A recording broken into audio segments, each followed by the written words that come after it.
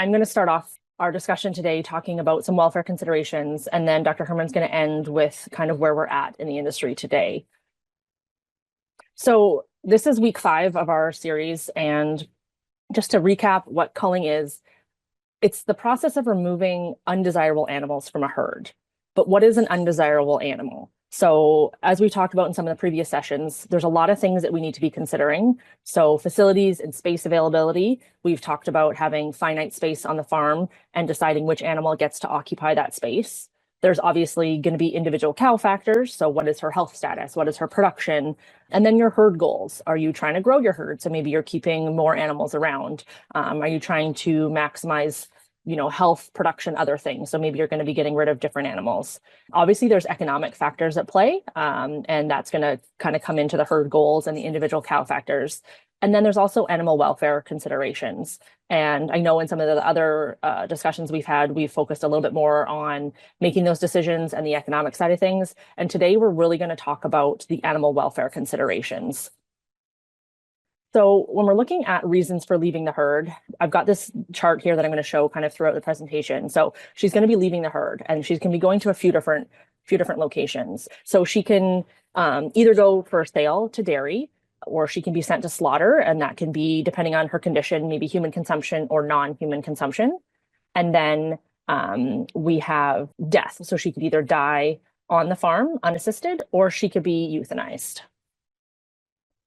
So when we're looking at culling rates and trying to understand what's happening on farms and maybe try to dig into some trends and to see if we can identify any animal welfare concerns, it's important to know what we're looking at. So a culling rate is the number of animals culled over a specified period based on the population at risk. So simple math, if we have 100 adult cow herd and we culled 300 cows last year, then we have a 30% cull rate. Is this good? Is it bad? It's average. And on different farms, that might be good and it might be bad based on what their goals are and what the condition of those animals are. Usually within the industry, we talk about voluntary versus involuntary culling, where voluntary is most likely animals that are going for dairy sale. Maybe we're selling them because of production issues, compared to involuntary, where these animals might be compromised. Maybe she's sick, she's injured, or in some cases, she's died. Another way that's been presented to look at it is breaking that down into biological or forced culls versus economical culls. So biological or forced is basically she's leaving the herd because she has no productive future there. So maybe she's sterile, maybe she's severely injured, she's broken her leg, she can't walk, so she's not going to survive in this productive system, and certain diseases where we'd have to get rid of her. So basically she just physically can't survive in the system. That would be a biological or a forced cull. And then everything else is economical. So you're making a decision to replace that cow with another animal in the herd for whatever reason. But even looking at it that way, it's still not fully useful without understanding why she's leaving and what those decisions are based on. So when we're looking at record keeping and labeling culls, the main culling codes that are usually entered into dairy comp are dairy sale, low production, reproduction, udder conformation, beaten legs, mastitis, disease, injury, died, and other. But again, is that telling us what we need to know? So take cow 1047 over here. She unfortunately was overcrowded during her transition period. So she had a really hard calving and she ended up getting metritis. She didn't peak very well, and she's still open after 3 services and still not producing very well. So the farm has made the decision to cull her. Do we call her repro because she's open? Do we call her production because she's not producing well? Or do we call her disease because it was probably the fact that she got metritis based on our management decisions of overcrowding her during the transition period that led to these other undesirable effects? So when we're looking at our records, ideally, in order for us to better use this information, we're going to be including her destination. So is she going for dairy? Is she going direct to slaughter? Did she die? Was it dead or euthanized? And then her actual reasons, plural, if possible, for leaving. So in this case, ideally, you could code her for all 3 of those things, making sure that you've got the metritis event in there, and then following up with the fact that she's also not producing well and there's repro concerns, so that hopefully we can better use this data to understand what's actually happening on the farm, look at those trends, and like I said, try to identify if there are some areas of opportunity to improve from the welfare side of things. So when we're talking about animal welfare, kind of one of the original ways of looking at it was from David Fraser back in the 90s, looking at three different buckets. So biological functioning, which a lot of times historically people were thinking if she's producing well, if she's healthy, then she must have good welfare. We know now that's not the case. We need to consider biological functioning in addition to her ability to express natural behaviors, as well as her affective state, which includes her emotions and her feelings. And then more recently, we now talk about the 5 domains of animal welfare. So it's been adapted from the 5 freedoms of animal welfare. And essentially, we're looking at some of the same things. So health, her nutrition, her environment, and again, the behavioral aspect of things, as well as the mental state. And what's kind of updated here is that instead of just focusing on are we preventing negative experiences and just making sure she doesn't have any bad experiences, and a shift towards are we giving her a good life with positive experiences?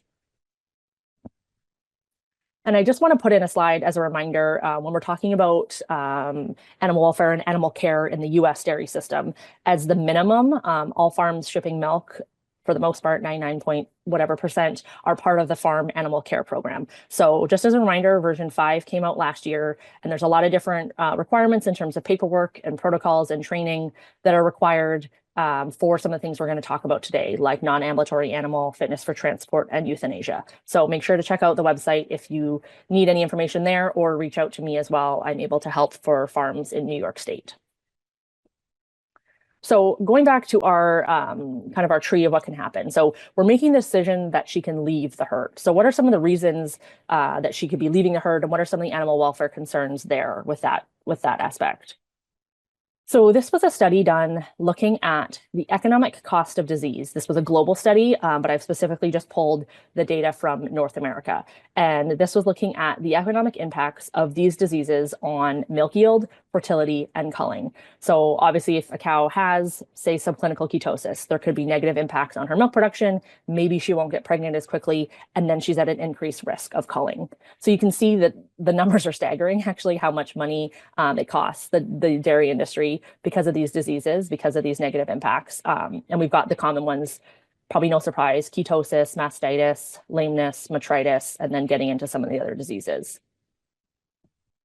And then looking at it another way, so this is a survey of published data from 2010 to 2022, and it's looking at articles that mentioned production diseases or reproductive inefficiency. So basically, they did a search for all the studies that they could find that mention production diseases, so mastitis, metritis, milk yield, et cetera, as well as reproductive inefficiency.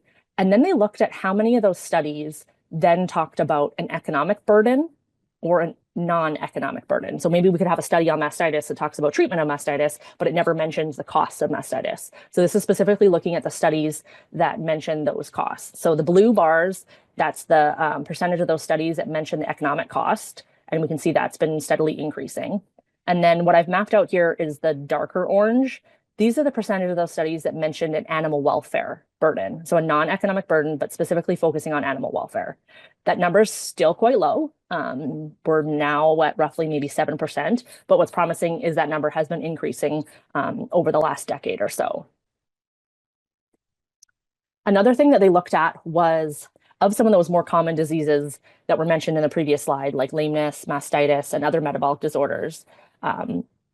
What percentage of the studies that looked at those diseases also then mentioned animal welfare? And so what's interesting is of all the studies that talked about lameness, almost a third of them mentioned an animal welfare burden compared to mastitis, which was only 5%, and metabolic disorders, which were 3%.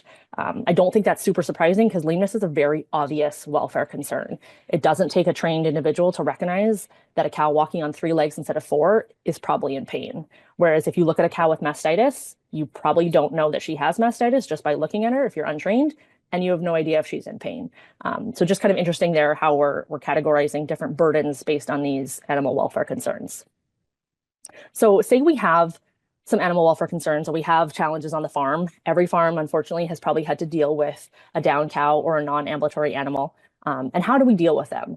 So this is a study looking at farms in Ontario, Canada. It was about 200 dairies, and this is farmer reported information. So they mailed the farmers a survey and asked them about down cow management. So from the time that she's identified as being down, how long does it take for you to provide these things? So on average, it took about 10 hours to get a vet assessment, about 2 hours to provide medication, an hour for feed and water, an hour to relocate her, et cetera. So on average, it looks like we're doing a pretty good job. But if you look at the range of the individual farms that reported, it's pretty crazy. We have farms that are responding immediately, so 0 hours, within minutes, they're going out there, they're relocating her, they're providing her with food and water, medication, medical attention. But then we have farms that are taking over a day, almost a day to relocate, over a day to provide feed and water. So obviously huge opportunities in that area to provide more prompt treatment and to try to reduce the welfare concerns that can come with that.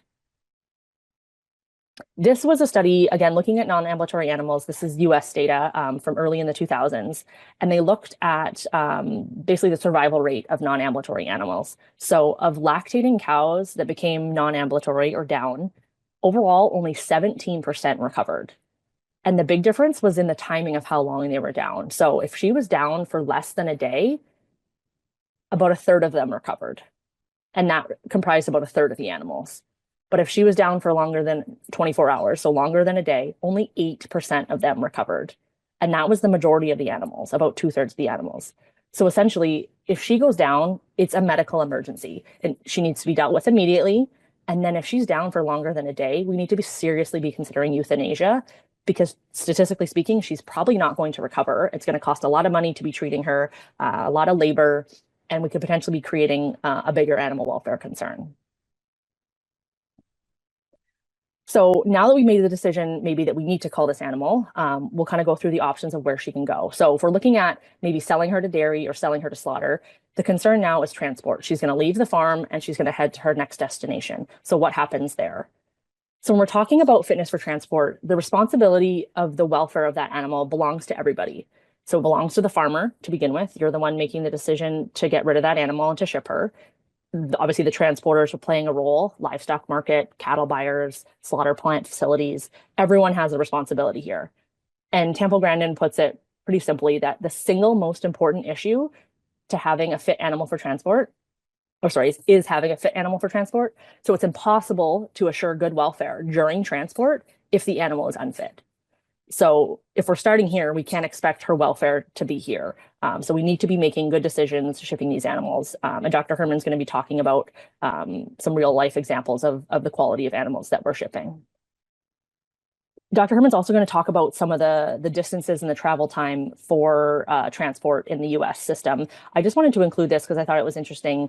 This is a study from Denmark. This is looking at 400 animals, dairy animals, that got sent to slaughter. And they were assessed by a veterinarian as they loaded the trailer at the farm, and then they were reassessed once they got to slaughter.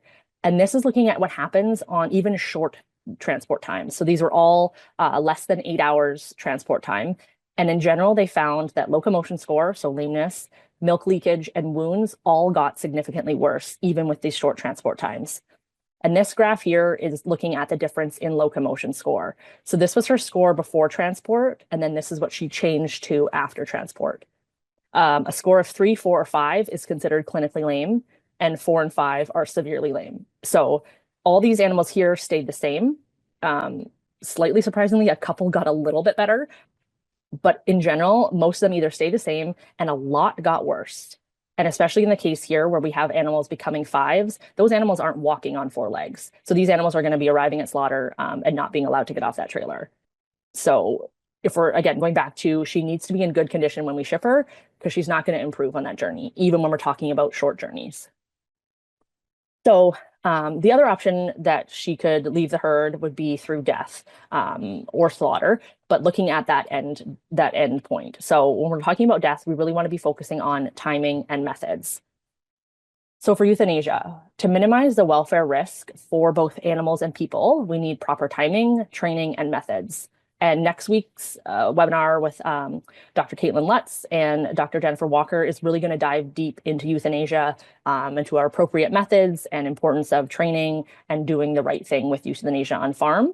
But I'm just going to touch a little bit on the timely part here. So we talk a lot in the industry, I think, about how humane euthanasia is timely.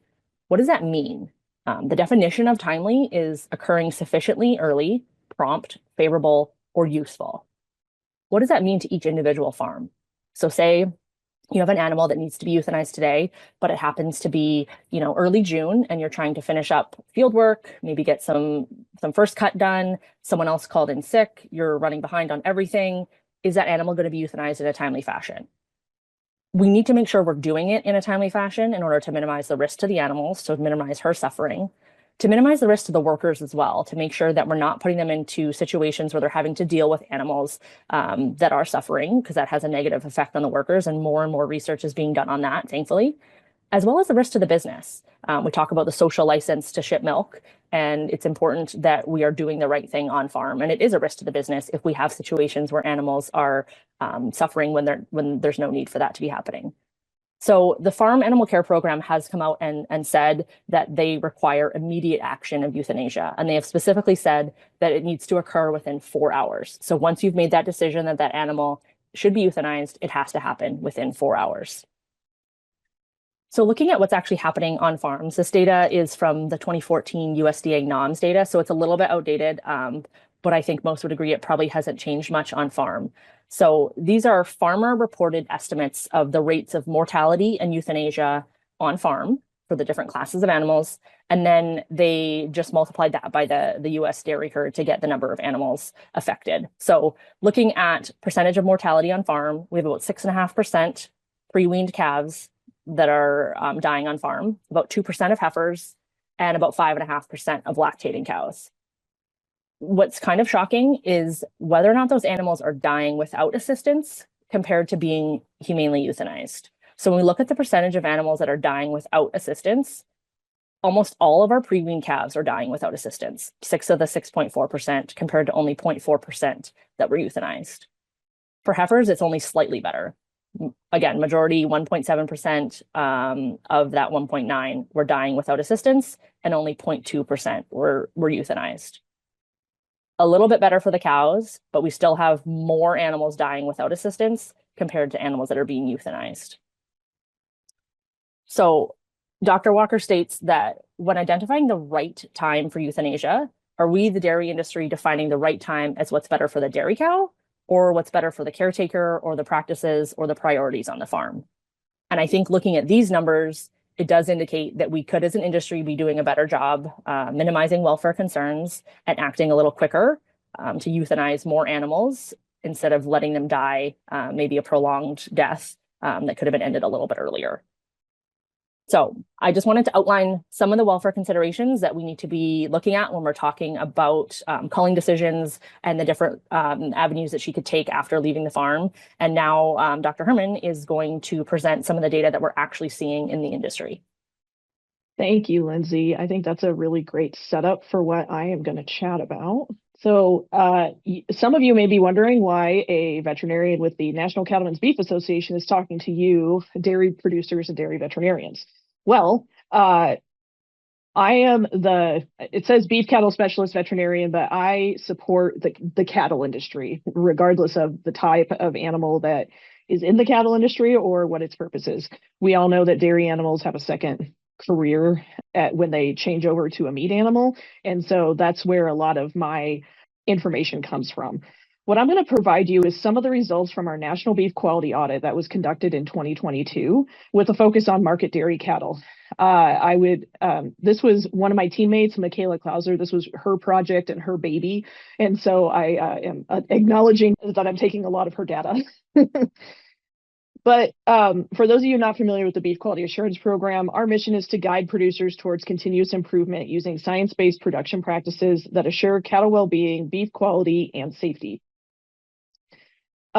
This includes the entire cattle industry. As I said, we do partner with the National Dairy Farm Program on a number of our educational activities, and any farm that is certified under the farm program is considered BQA equivalent. So we really interact a lot and collaborate a lot to make sure our guidance is the same.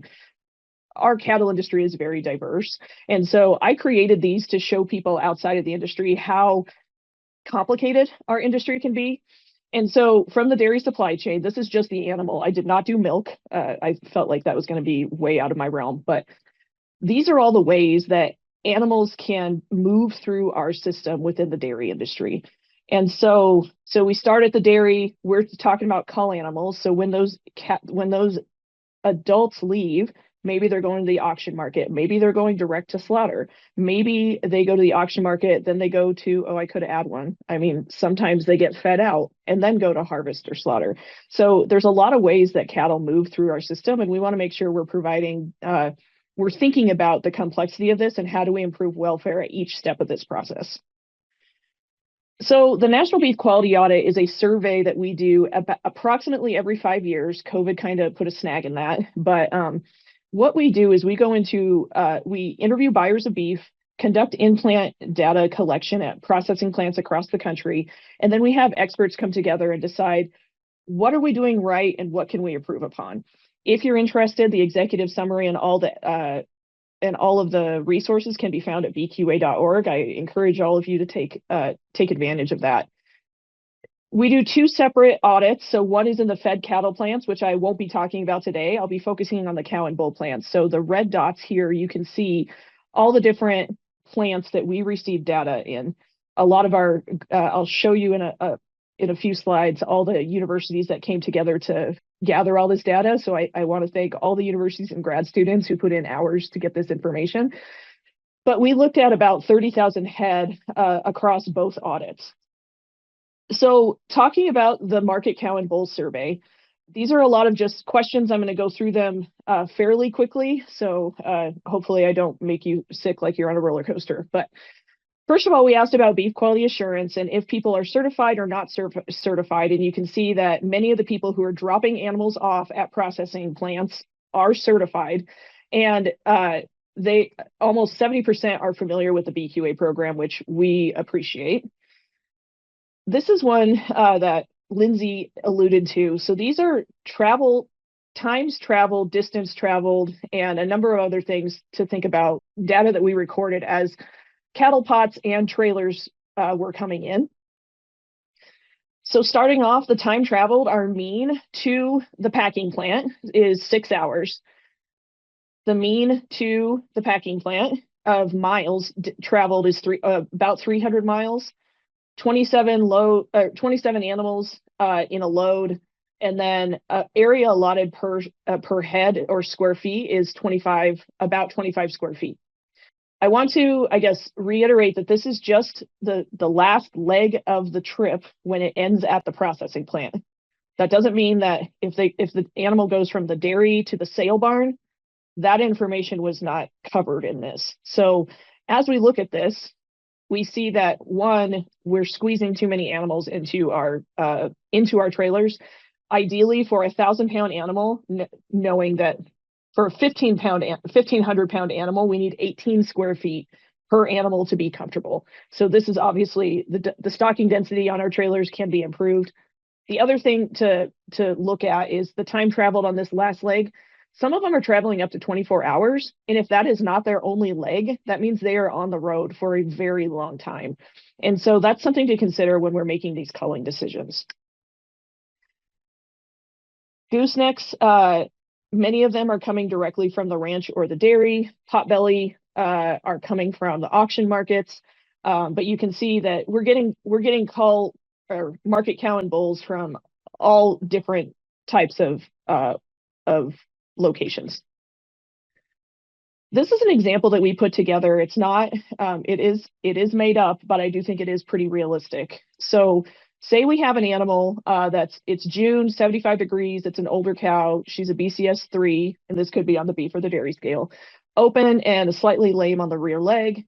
She gets transported a couple hours to a consolidation location, held overnight, that lame leg gets worse. She's transported another 8 hours to a sale barn, and they're sending her south. So heat and humidity increases. She's sold, spends 2 nights in an unfamiliar commingled environment, and she's dropping weight this whole time. Another 4.5 hours to the packing plant. She's unloaded, spends the night on concrete. It's pretty hot, and then she has to walk from the lairage pens or the holding pen all the way to the knock box, but she also has to pass inspection and walk into that plant without assistance, without going down. So in this scenario, her total travel time of over 5 days with a total of 15 hours. So if you're culling an animal that might be a lameness score of 3 and you don't know where she is going, that is something we need to consider when we're culling these animals. From mobility, the maroon is beef cows, and so I'll have you focus on the orange, which is our dairy cows. Mobility score, this is based on the Meat Institute mobility score, so 1 through 4. We can see that on our dairy cows, we have about 65% are lameness score 1, which is no lameness, or mobility score 1.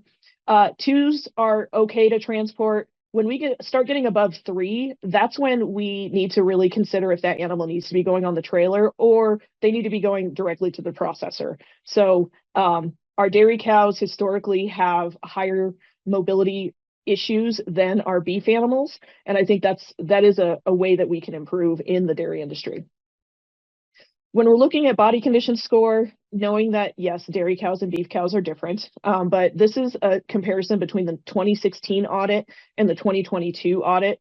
And you can see that in our BQA transportation guidelines, we recommend no animals under the body condition score of 2 be transported because they are not considered fit for transport. But you can see that we have a higher number of 2.5s and 3s, but we want to make sure that we're not sending these super thin animals because they have a higher risk of going down on the trailer and being condemned. So when we look at really thin animals, this is the reason why we do this. So realizing that these are beef animals, but I think we can get the picture. There's not a lot of muscle coverage there. And so when those animals are, maybe we're packing them into the trailer at a higher density than we should, they bruise easier because there's not a lot of padding here. So this is what that carcass looks like on the rail. And you can see that those bones, the ribs, the spine, those are all sticking out on these super thin animals. While our audit in 2022 shows that about 1/3 of our animals are coming in with no bruises, we still have room to improve. So minimal bruising.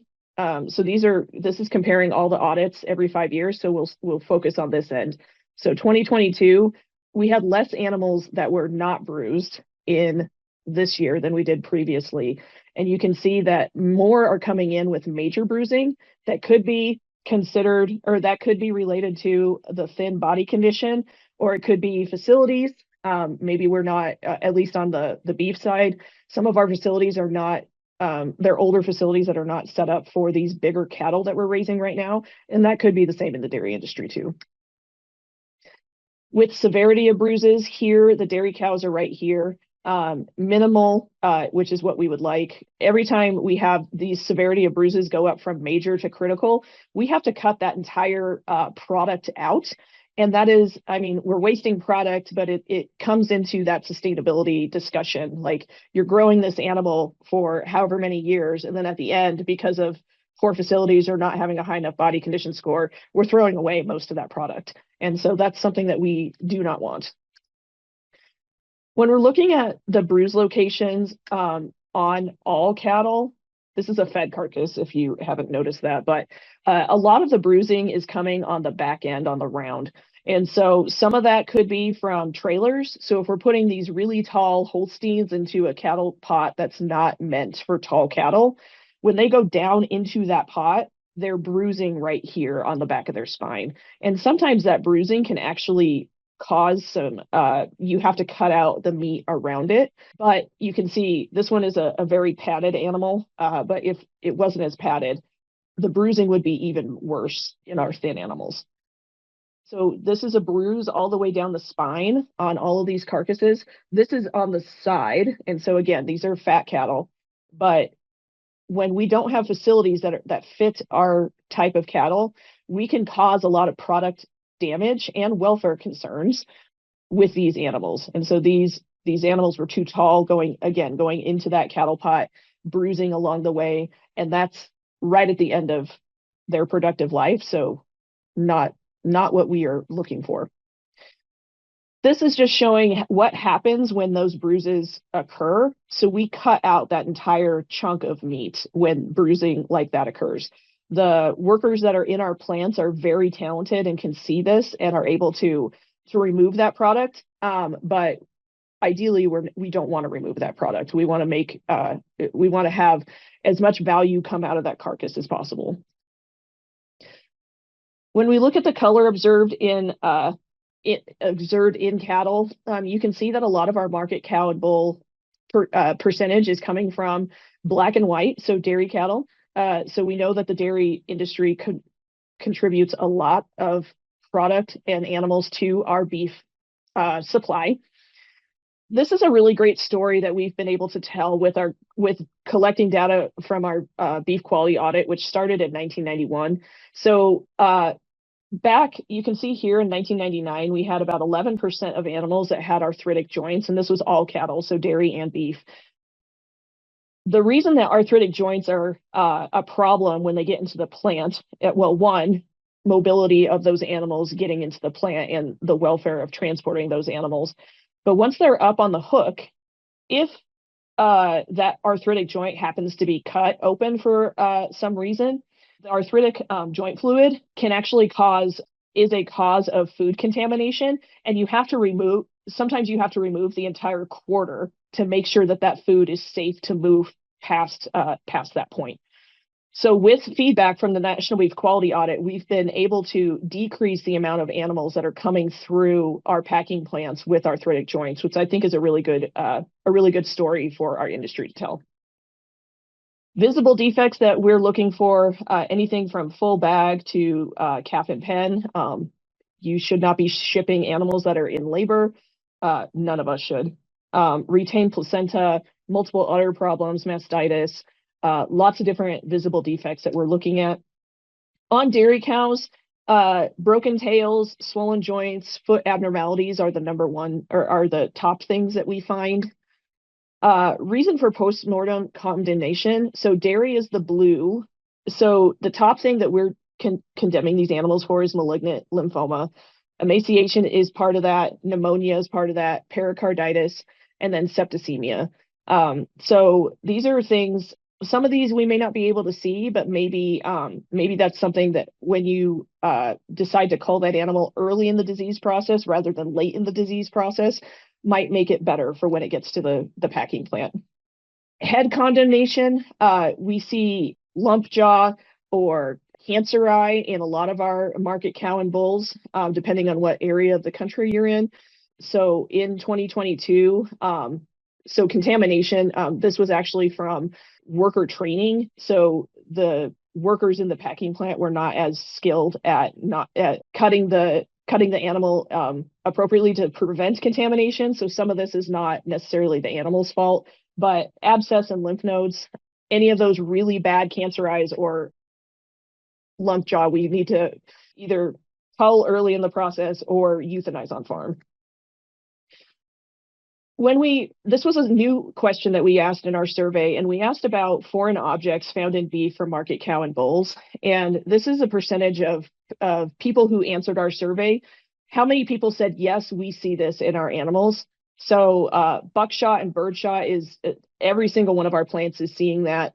Needles, this is not necessarily just injection needles, but it's also needles from darts, and then whole darts in general. Wire, I think, is one that we see a lot in the dairy industry with hardware disease. 50% of plants reported customer complaints from this buckshot and birdshot percentage. All of these processing plants have X-ray or metal detectors, or the majority of them do. So it's not like they're not looking. It's just our technology has not, we're unable to catch all of it yet. This is a picture of hardware, just something to remember that all of these are considered foreign material and contaminants. And so if found, the product does have to be disposed of.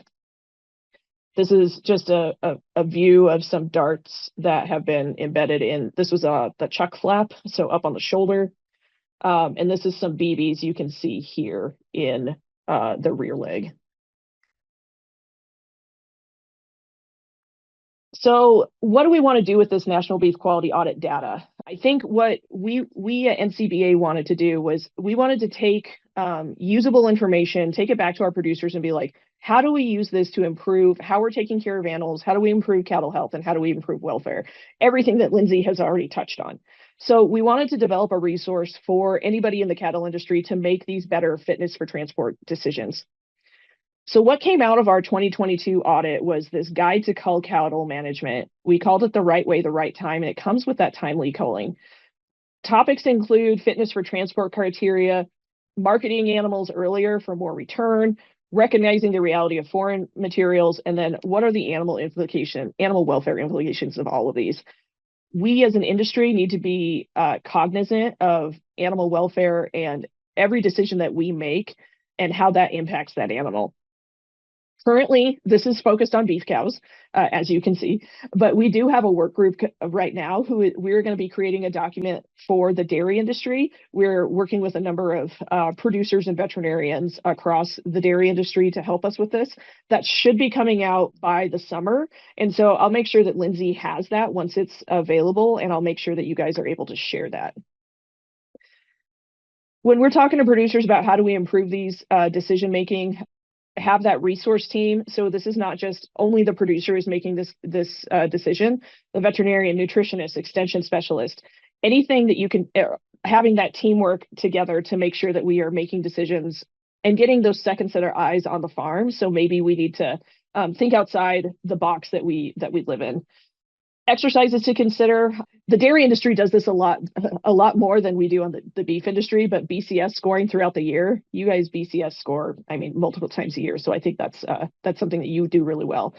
Maybe you separate out those lower BCS cows, and some people are feeding them out, adding a little bit of weight before they ship them. Pay attention to stocking density, both in the trailer, but also in your whatever production system you are working in. And then euthanasia criteria. I think we need to be honest with ourselves and make sure that our euthanasia criteria is focusing on the welfare of that animal and not the convenience of us getting to that animal. On this early diagnosis and treatment, how are you or your veterinarian teaching or communicating this to your operation and to the workers? What should producers and workers be looking for? How do they make that culling or marketing decision? I think these are all really good discussions to have with the people who are taking care of your animals, because this really is an industry-wide effort, but it's also a farm-wide effort. We need to make sure that all of us have some sort of ownership in making sure these animals are being taken care of. I do want to remind you, dairy animals, they do go in and get used for primals. And so these entire whole primals, when I say primals, it's this whole cut of meat. So the round, the chuck, brisket, they all don't just go to hamburger, which a lot of people think is the case. So we know that we can get a lot of value out of these culled dairy cows.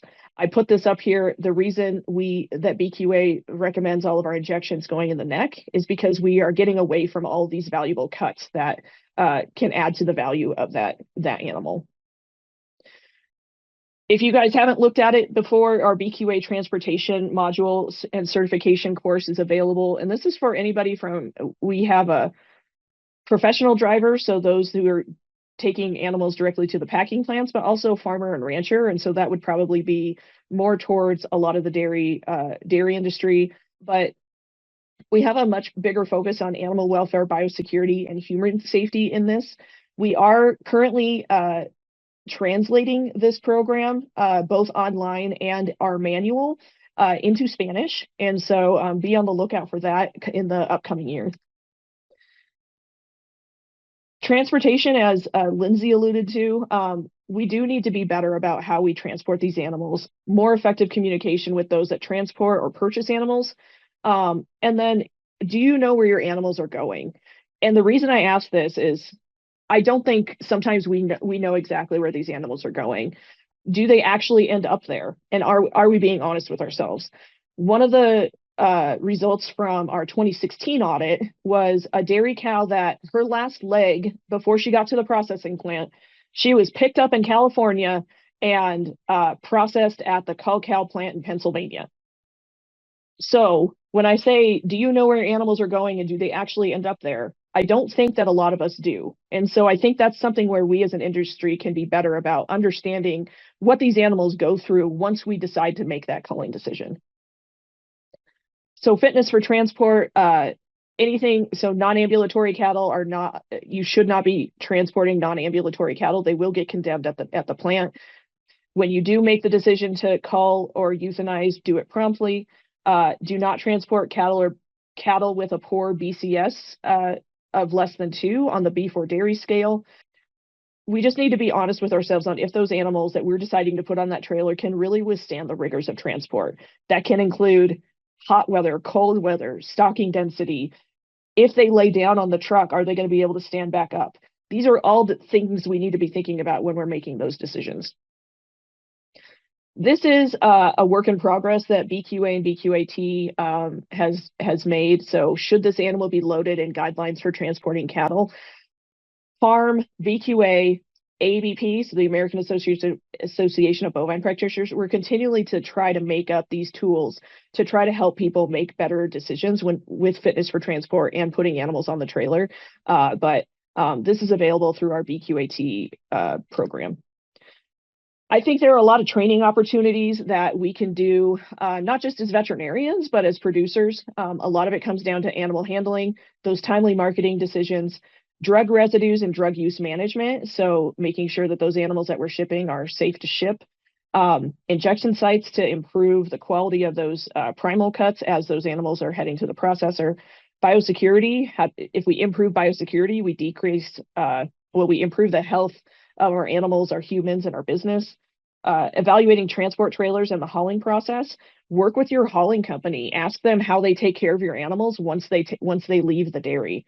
And then what are those alternative marketing options?